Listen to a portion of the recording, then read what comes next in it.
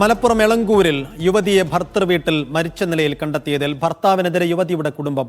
വിഷ്ണുജയെ സൗന്ദര്യമില്ലെന്ന് പറഞ്ഞ് ഭർത്താവ് നിരന്തരം അവഹേളിച്ചെന്ന് കുടുംബം. സ്ത്രീധനത്തിന്റെ പേരിലും പീഡിപ്പിച്ചു. ജോലിയില്ലെന്ന് പറഞ്ഞ് വിഷ്ണുജയെ സമ്മർദ്ദത്തിലാക്കിയെന്നും അച്ഛൻ വാസുദേവൻ പറഞ്ഞു. ഭർത്താവ് പ്രഭിനെ പോലീസ് കസ്റ്റഡിയിലെടുത്തു.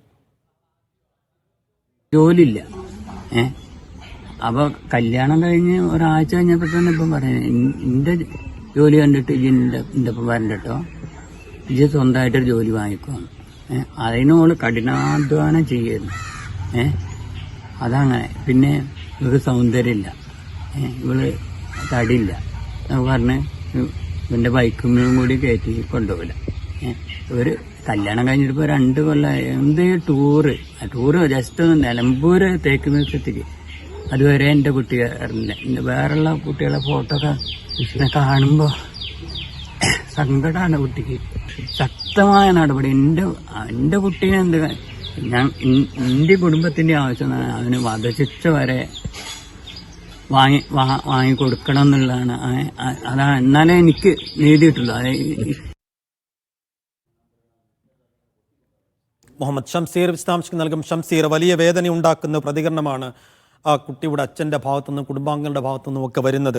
ഇതിലിപ്പോൾ പോലീസ് നേരത്തെ തന്നെ കേസെടുത്തു എന്ന് മനസ്സിലാക്കുകയാണ്. അന്വേഷണം ഏത് വഴിക്കൊക്കെ നീങ്ങുന്നുണ്ട്? പ്രഭിനെ കസ്റ്റഡിയിലെടുത്ത് ചോദ്യം ചെയ്യുന്നുണ്ടോ?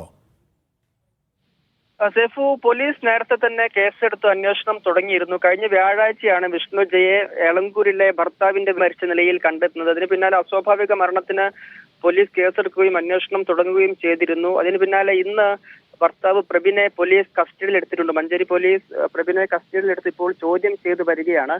കഴിഞ്ഞ വ്യാഴാഴ്ച ആത്മഹത്യ ചെയ്തതിന് പിന്നാലെ തന്നെ കുടുംബം, ഈ വിഷ്ണുജയുടെ കുടുംബം വലിയ ആരോപണങ്ങളുമായി രംഗത്ത് വന്നിരുന്നതിൽ ഏറ്റവും പ്രധാനപ്പെട്ടത് സൗന്ദര്യമില്ലെന്ന് പറഞ്ഞ് ഈ പെൺകുട്ടിയെ നിരന്തരം ഭർത്താവ് പ്രവീൺ ആക്ഷേപം ചൊരിഞ്ഞിരുന്നു എന്നുള്ളതാണ് ഏറ്റവും പ്രധാനപ്പെട്ട ഒരു ആരോപണം. അതിൽ തന്നെ ബൈക്കിൽ പോലും കൂടെ കൊണ്ടുപോയിരുന്നില്ല തുടങ്ങിയ ആരോപണങ്ങളും ഉന്നയിക്കുന്നുണ്ട്. സ്ത്രീധനം നൽകിയത് കുറവാണ് എന്ന പേരിലും ആക്ഷേപങ്ങൾ ചൊരിഞ്ഞിരുന്നുവെന്ന് പറയുന്നു. സ്ത്രീധനം കിട്ടിയത് കുറവാണ് എന്ന് പറഞ്ഞ് നിരന്തരം ആക്ഷേപങ്ങൾ പറഞ്ഞിരുന്നുവെന്നും അച്ഛൻ വ്യക്തമാക്കുന്നുണ്ട്. ഈ തരത്തിലുള്ള വലിയ ആരോപണങ്ങളാണ് കുടുംബം ഉന്നയിക്കുന്നത്. 2023 മെയ് മാസത്തിലായിരുന്നു വിഷ്ണുജയും പ്രഭിനും തമ്മിലുള്ള വിവാഹം കഴിഞ്ഞതിന് പിന്നാലെ തുടർച്ചയായി ഈ തരത്തിലുള്ള പ്രയാസങ്ങൾ പെൺകുട്ടി നേരിട്ടിരുന്നുവെന്നാണ് കുടുംബം ആരോപിക്കുന്ന പ്രധാനപ്പെട്ട കാര്യം. എന്നാൽ ഈ കാര്യങ്ങളൊന്നും തന്നെ പെൺകുട്ടി ഈ അച്ഛനോടോ മറ്റു കുടുംബാംഗങ്ങളോടോ പറഞ്ഞിരുന്നില്ല എന്നും, ഇത് അറിഞ്ഞ ഘട്ടത്തിൽ തന്നെ അവസാന ഘട്ടത്തിൽ കുടുംബത്തിന് വ്യക്തമായിരുന്നു ചില പ്രശ്നങ്ങൾ ആ വീട്ടിൽ ഉണ്ട് എന്നുള്ളത്. ഇത് അറിഞ്ഞ ഘട്ടത്തിൽ പോലും ഈ പ്രശ്നങ്ങളൊക്കെ പരിഹരിക്കപ്പെടുമെന്ന പ്രതീക്ഷയിലായിരുന്നു വിഷ്ണുജ എന്നും പറയുന്നു. അപ്പോൾ ഈ മരണത്തിന് ശേഷം ഇത് ഭർത്താവാണ് ഈ മരണത്തിന് ഉത്തരവാദി എന്നാണ് കുടുംബം ആരോപിക്കുന്നത്. ശക്തമായ നിയമ നടപടി കൂടി വേണം എന്ന് കൂടി ആവശ്യപ്പെടുന്നുണ്ട്.